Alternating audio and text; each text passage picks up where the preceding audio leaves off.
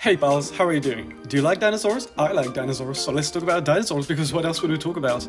I'm Pal, and today we're tackling Lurdusaurus.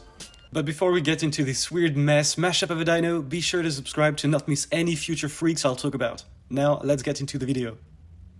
Lurdusaurus was a robust, barrel-shaped herbivorous dinosaur, reaching around 8 meters for only just over 2 meters high. But don't get fooled by this. Besides his small looks, he's estimated to be around 3 to 5 tons, which rivals Asian elephants or African forest elephants. Let me put this weight in context. Ornithopods, the family of Lurdusaurus, included some of the largest dinosaurs we know.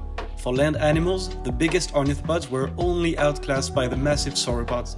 Many of them could reach sizes of over 10 meters, or 15 for the rare pushovers, rivaling with the size of the T-Rex, for example. That's quite big. Impressive.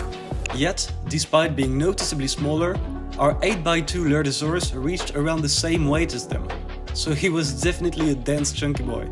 This dinosaur was found in what is now Western Sahara, in Niger, near Ghedo, meaning the place where the camels fear to go, in Tuareg.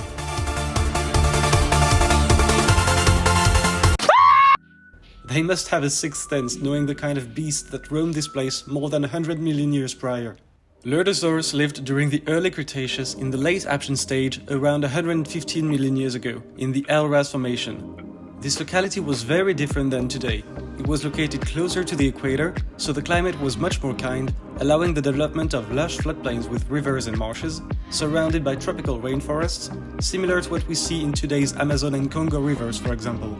This paleodiversity hotspot sported an amazingly rich fauna, with dinosaurs such as Elrasaurus, Nigerosaurus, yeah, he was found in Niger, how did you know? Ouranosaurus and Lurdusaurus. These last two species were actually unearthed only a few hundred meters from each other.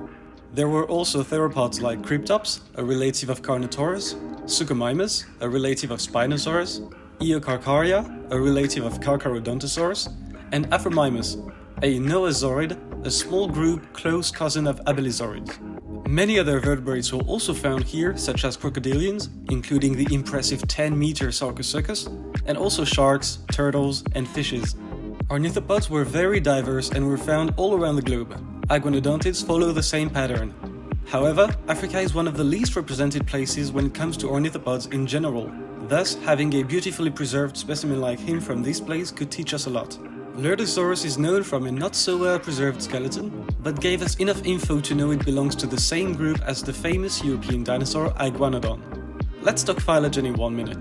Ornithopods are among the main groups of Ornithischia, and in their more derived clades, we find Ankylopalexia, which I assure you is not a deadly disease, but a group of dinosaurs, although I agree with you, you kind of have to be sick to name something like that. Now, within Ankylopalexia, there are two main groups, Iguanodons and Hadrosaurs. Lurdusaurus is among the basal clades of the first ones, although his phylogeny is still under debate. Despite being well established within apoplexy, Lurdusaurus' skeleton differs widely from his close cousins, being generally lower and stockier, with a small skull, rotund torso, and deeper vertebrae. Unfortunately, the fragmentary skull, estimated at around 80 centimeters long, did not preserve any tooth-bearing part, but it's safe to assume Lurdusaurus had the characteristic ornithopod's herbivorous chainsaw, as I like to call it. Not much is known about Lurdusaurus, mainly because of the scarcity of his remains. Besides the skull, which I just mentioned, we only know of his front limbs, a couple of vertebrae, and pubic bones. However, this already gives us enough info to hypothesize about his lifestyle. In addition, with the way his bones are built and structured, we can safely assume Lurdo was a rather slow-moving creature on land. Given the robustness of his limbs and his whole body being very sturdy, Lurdo probably was mainly quadrupedal, differing once again from his iguanodontid cousins who could easily go bipedal with their slender silhouette. This robust body plan is reminiscent of those of Therizinosaurs.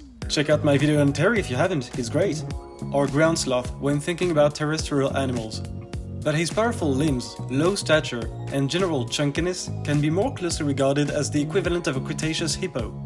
The water-dominated Elras Formation was ideal for Lurdo, allowing him to easily get around walking and swimming across rivers, probably underwater walking like hippos do today. Despite his stocky body, Lurdusaurus had a rather long and slender neck of around 1.6 meter, which seems to be slightly longer than other ornithopods, probably allowing him to have a better head mobility in the water and facilitating breathing or reaching for plants. And on land, its presumably low speed was most likely countered by brute force, in addition to the spiked thumbs characteristic of Iguanodontids. Lurdo's wrists and thumb spikes were also notably bigger and sturdier than his cousins, making its arm an efficient weapon, often described as an analogue to ball and chain flails.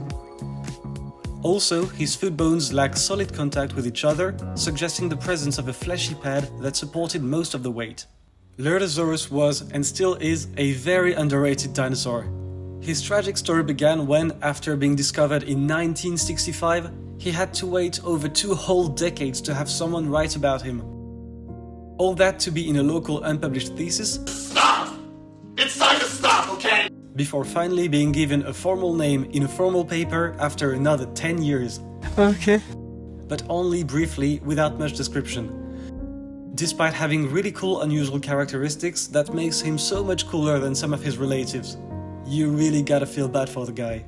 Lurdusaurus means lizard with a heavy heart. Nah, just kidding.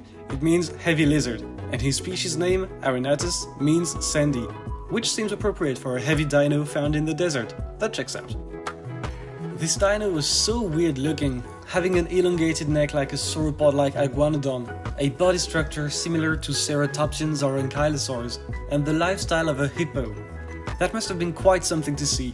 It's one of those times I really regret not having a time machine. And we know just a small fraction of the total number of dinosaurs and extinct species in general that existed. The rest will probably never even have the chance to meet. I can't even imagine how crazy some of the animals must have looked like. This is really exciting for the future. Are you sure about that? Yes! Yes! Yes! Yes! Anyway, the future of this video is coming to its end, because that's it for today, folks. I hope you enjoyed this, I don't even know what to call him anymore. He's just a random mashup of things at this point. No, I give him proper credit and a proper goodbye. He waited nearly half a century before someone talks about him seriously, or at all. So give a warm hug to Lurdusaurus, and show how much you love him by liking the video. I hope you enjoyed him as much as I did. If so, don't hesitate to share, leave a like and subscribe. Thank you very much for watching, and keep paleontolaughing. I'll see you around. See you, pals.